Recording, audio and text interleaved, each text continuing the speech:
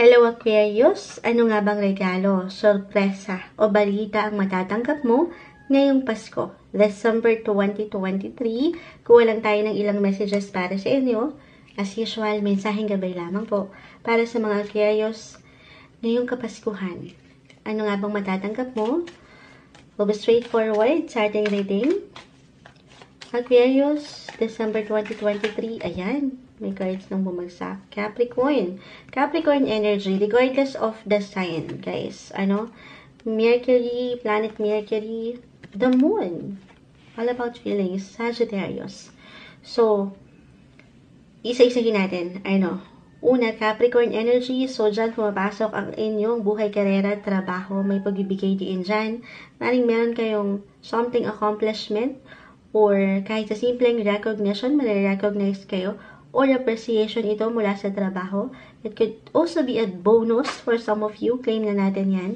Meron something kayong marireceive. This is something na patuloy rin po na magmumula sa inyong patuloy rin na iniiwanan ng sipag at syaga. And this time, mas daman nyo na hindi na sayang. Ito yung sinasabi ko, hindi nasasayang, Aquarius, yung patuloy mong inilala ang effort, yung effort. Okay, Aquarius, ayan po. Napuno na yung ating memory. So, itutuloy ko po dito ito sa aking CP na way okay lang po ang quality.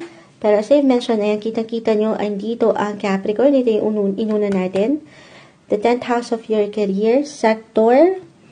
May something ganap dyan. Meron kayong something regalo or balita. On the positive side, yung ating nakikita. Okay?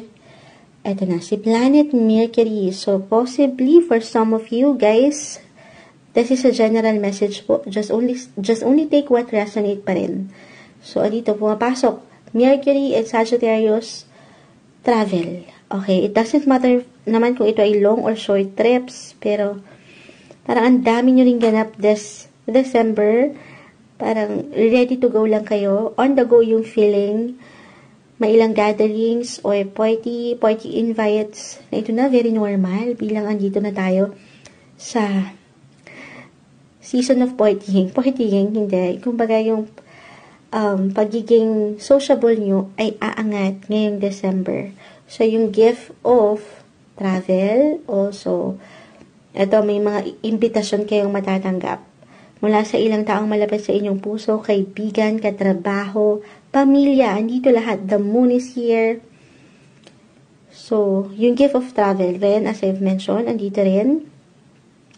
Parang ang ready nyo lang, ang taas ng energy nyo, kahit pa, the moon is here, may mga pagkakataon, or maybe isang indikasyon ito, na mas lalambot ang inyong mga puso this month. Higit kayong magiging mapagbigay, or magiging makatao. As an Aquarius, yan yung natural na abilidad nyo, natural na quality nyo, or character nyo. And this month, moon is all about emotions, feelings.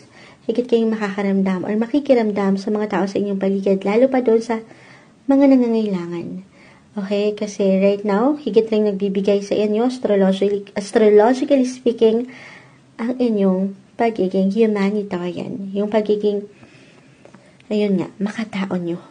Mas magiging aware kayo sa feelings, the moon ay narito, ng ibang tao. Especially again, sa mga people in needs. Yung talagang merong alam nyo na kailangan ay mapagbigyan. Parang higit rin kayong magiging compassionate and selfless yung pwede nyong maiparamdam sa mga mahal nyo sa buhay.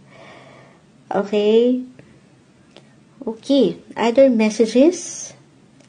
Invites, party, planet Mercury, yung pagiging sociable mo, pagiging expressive, angat yung power of voice, so may ilang reconnection or even reconciliation dito.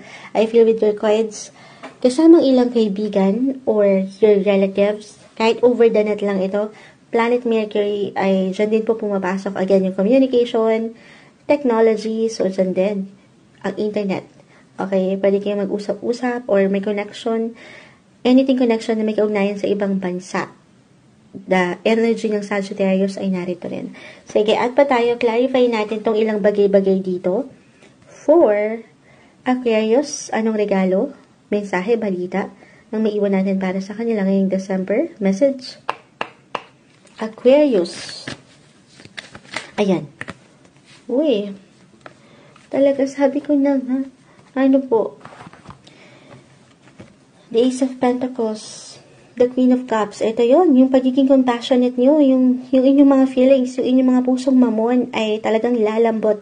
May paglambot lalo. I know ito yung panahon kung saan kayo ay higit na yung question natin kung anong matatanggap mo, ano. Pero parang dito, ikaw yung mag-create eh. Ikaw yung higit na bubuo para sa ilan ng oportunidad, the Ace of Pentacles, para kayo'y makapagbigay. Para kayo'y makapag-share kahit sa inyong sarili-sariling paraan sa ibang tao, lalo pa again sa mga nangangailangan. Parang gusto niyo lang mapasaya ang lahat na ang ganda. Yung pagiging empath nyo or extra sensitive ng ilan sa inyong emosyon, kaya naman aangat din yung sense of responsibility na kailangan meron kayong matulungan, mapagbigyan, kahit again sa inyong sarili-sariling paraan. Okay? Para bang hinahabol nyo dito yung balance na hindi lang para sa inyo, pero yung opportunity na pwede nyo ring maibigay sa ibang tao. Yung napakaganda. Napaka-selfless yun, nung act na pwede mong paangatin this December. Okay. Okay. Why I'm getting a message dito pagdating sa pamilya, kasi Queen of Cups yung puso niya, especially kung itong mga nakalipas na buwan ng taon, ay parang medyo nagkaroon ng ilang delays, the planet Mercury ay narito, or glitches na parang hindi nyo natanggap yung inaasahan nyo. Then this time, i-claim na po natin na merong parating sa inyo.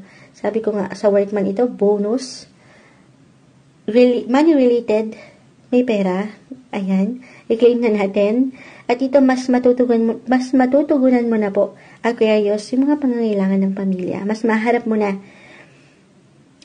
yung kailangan mong efforts, okay, na maibigay para sa kanila. Sa mas practical, Ace of Pentacles, mas makaka-attract kayo ng pera. Sana all na lang kami. Merong positive potential and opportunity. Meron kayong matatanggap na cash. So, claim na natin yan, ano? Or, ayun nga, magiging attract, yung aura nyo rin ay makaka-attract ng something may value na kung saan ay mapapawaw talaga ang mga Aquarius. Claim na natin yan. At tayo ng ilang final message. Ayan, kumpol na sila. Dreams. Financial health. Napalakas si Moonchild. Financial health, guys. I know hindi natin napapakita sa live, pero no worries po kasi i-upload rin natin ito. Financial health. So, magiging healthy ang finances. Magiging busog ang bulsa. Sana all. Protection. You will be financially covered. Protektado ka. Sabi ko nga, lalo na yung mga mahal mo sa buhay o ilang taong alam mong higit na kailangan mong pagbigyan, meron kang protection. Yung blessing of protection na napakaganda. Mas matutugunan mo this month. Ito yung ilang responsibility or talagang umaangat na sense of purpose mo pagdating sa mahal sa buhay. Yung mga pangarap mo para sa kanila. Yung mga, alam ko, sabi ko kung anong higit yung matatanggap, pero mas umaangat dito yung pangarap mo para sa mga taong mahal mo. Aquarius. Mas mabibigyan mo sila, mapagbibigyan mo sila. Or kahit sa simpleng pagpaplano or ideya sa paraan mo, meron kang pag-aksyon dito na kung saan ay para sa kanila, para sa pagmamahal ng isang Aquarius sa mga taong ito. Ngayong December 2023, para sa inyo, Aquarius.